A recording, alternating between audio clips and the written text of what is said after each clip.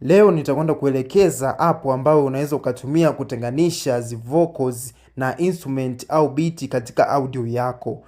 Katika video hii nitakwenda kutaja app ambayo unaweza ukaitumia kuweza kutenganisha vitu hivyo. Yaani app hii inatenganisha instrument zote, yani bass, piano, guitar na drums katika audio tofauti tofauti.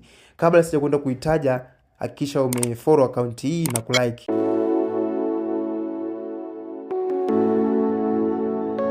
Utaingia kwenye Play Store au App Store, utasearch jina Moises.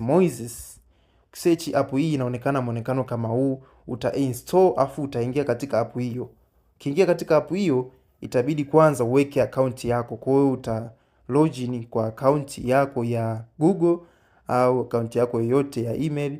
Ukishaingia kwenye app hii, utaingia kwenye neno hapa wameandika add, utaingia kwenye faili yako hapo, utaadi audio ambao unataka uweze kuiweka, kuitenganisha. Kama unavyoona ananionyesha hapa custom separation, vocals, guitar, bass, drums, piano, key, wind, strings. Hivi ni vitu ambavyo vinatenganishwa katika app hii, vinatenganishwa na audio yako. Nitasubmit hapo. Nikisha submit hapo nitasubiri kwa muda fulani.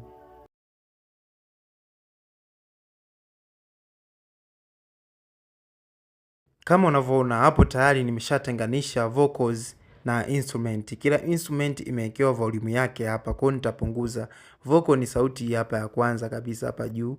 Nitapunguza vocal, sauti ya mwimbaji. Alafu nitaplay tuone sasa mziki wetu ulivyobaki.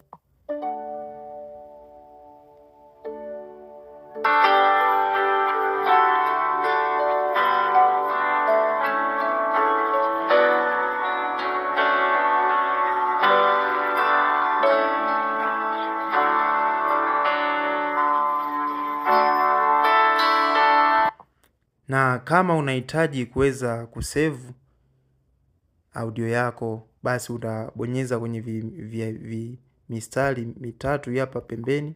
Ukibonyeza hapo utabonyeza export. Ukibonyeza export utaingia save to devices.